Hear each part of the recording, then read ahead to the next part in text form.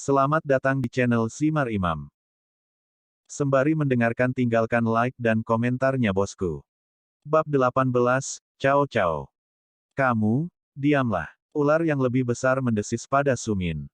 Ketika pemuda itu merasa agak tidak nyaman dengan ular sepanjang 1 meter yang melingkar di atas bahunya, ular itu menatapnya dengan sinar yang sangat ingin tahu di matanya. Pemuda itu tidak berani menentang ular besar itu, jadi dia tetap diam. Dia terus-menerus merasakan ular di bahunya bergerak.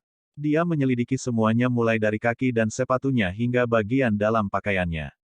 Bahkan lebih jauh untuk menyelidiki secara pribadi kulitnya di bawah pakaian.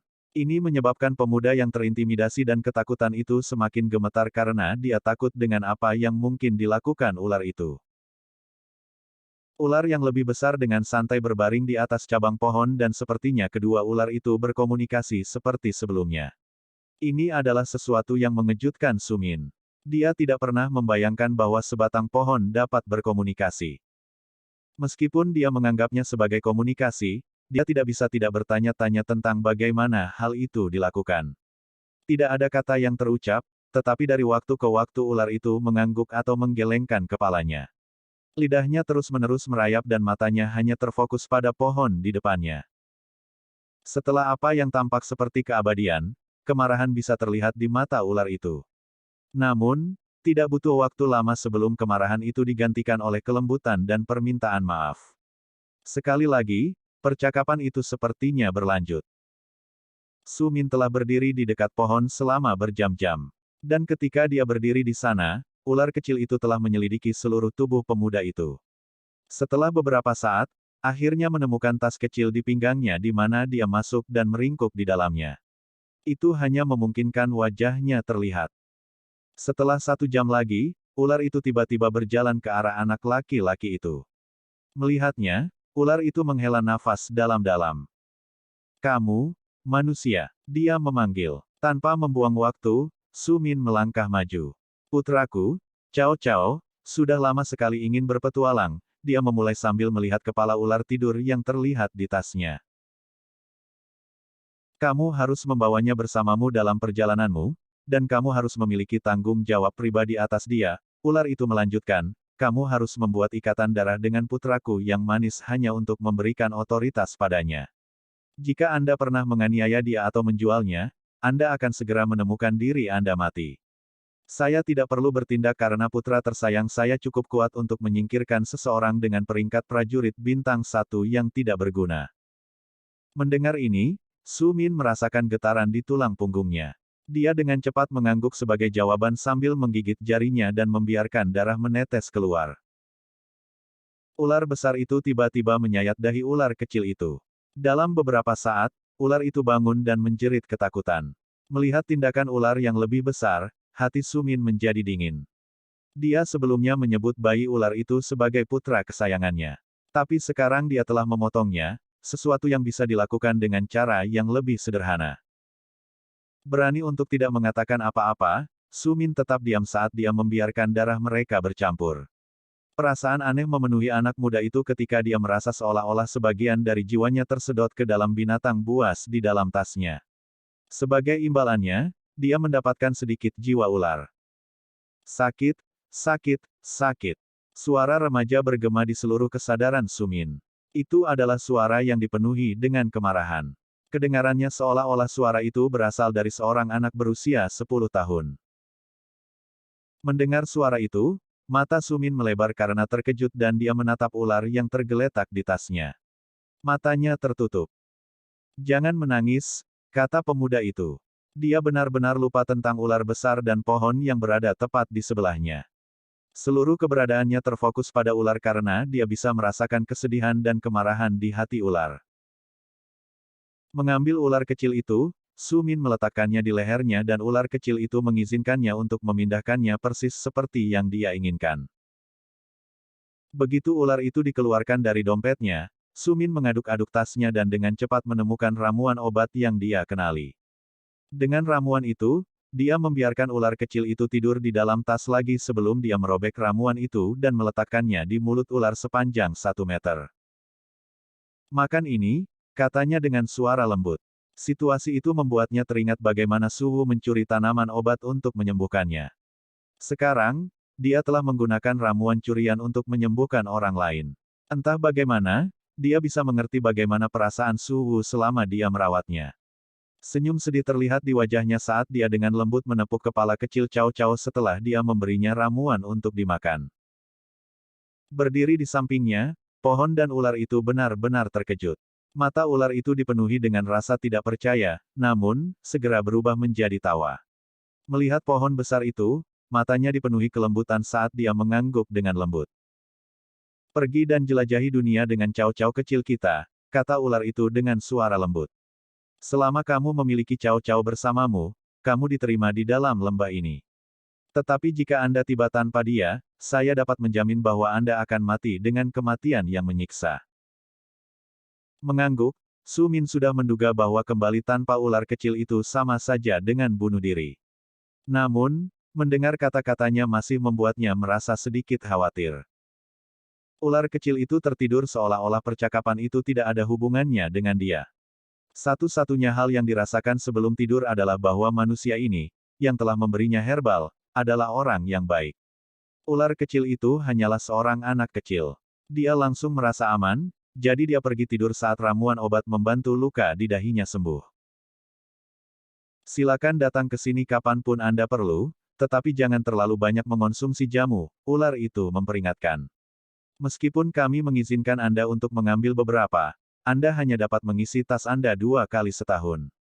Kami membutuhkan sisa bunga untuk mencapai tahap akhir. Mendengar ini, mata Su Min menjadi lebih besar saat dia mengerti bahwa dia diizinkan untuk mengambil lebih banyak ramuan obat. Dia tidak lagi merasa seolah-olah dia harus takut pada ular dan pohon. Dengan membungkuk dalam-dalam, dia berbalik dan mengambil beberapa ramuan penyembuh.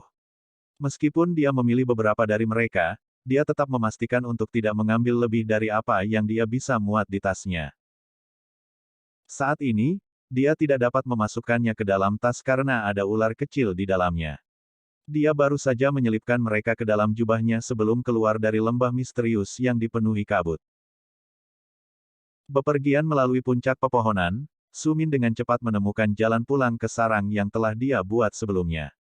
Dalam perjalanan, dia menemukan kelinci terbang lain yang dia eksekusi dengan cepat. Kali ini dia membawa binatang itu bersamanya menuju sarang. Saat dia beringsut menuju sarang, dia mulai mendengar gemerisik dedaunan yang tidak nyaman. Ini bukan sesuatu yang dilakukan oleh satu makhluk atau manusia.